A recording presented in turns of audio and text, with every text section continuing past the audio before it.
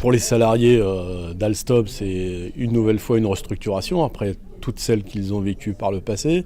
Des restructurations qui ont toujours été faites au nom de l'avenir de l'entreprise. Donc je dirais, on prend les mêmes et on recommence.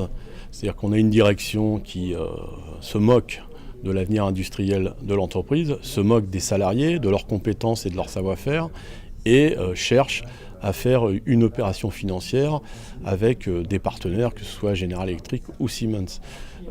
Alstom, c'est une nouvelle fois le symbole de ce qui ne va pas dans l'industrie en France, c'est-à-dire le tout financier. Il faut rappeler que les actionnaires ont touché 1,5 milliard d'euros de dividendes ces 5 dernières années. C'est autant d'argent en moins pour les investissements, autant d'argent en moins pour l'emploi et les salaires.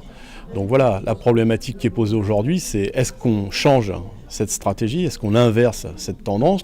Et nous pensons que le gouvernement a un rôle important à jouer en rentrant dans le capital de façon prépondérante afin d'orienter les choix stratégiques de l'entreprise vers des projets industriels et non pas vers de la spéculation financière.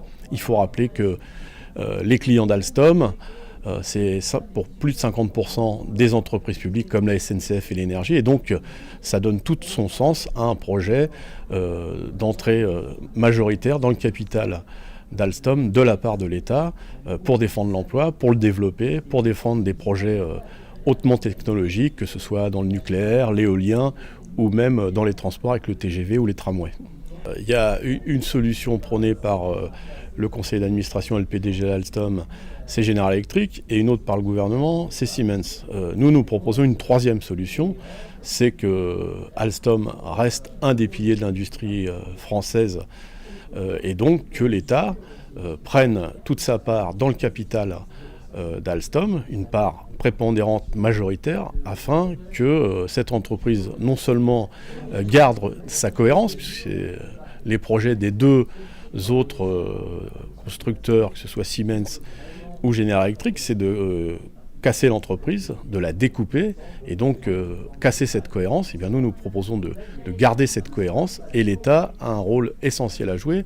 C'est d'autant plus essentiel dans la période où on parle de questions d'emploi, de questions sociales, de questions industrielles. Ben là, on dit chiche au gouvernement, faites d'Alstom un exemple de ce que peut être le redéveloppement de l'industrie en France.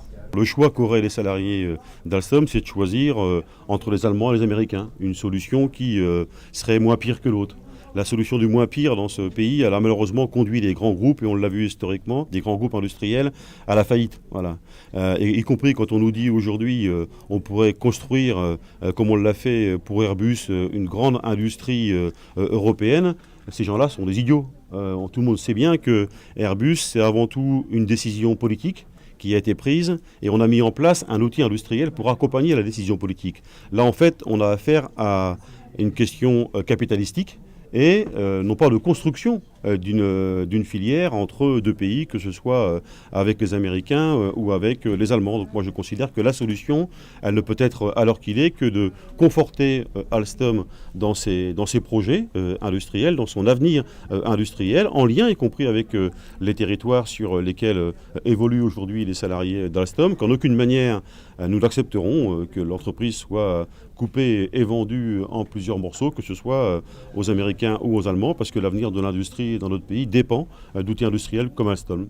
Les syndicats vont se réunir, il y a déjà une initiative demain sur le site de Saint-Ouen où on appelle les salariés à se mobiliser et évidemment nous mettrons tout en œuvre pour que les salariés puissent se mobiliser, pour qu'on travaille autour d'un vrai projet et on essaiera de le faire dans l'unité syndicale. On pense que c'est réalisable sur des questions aussi importantes.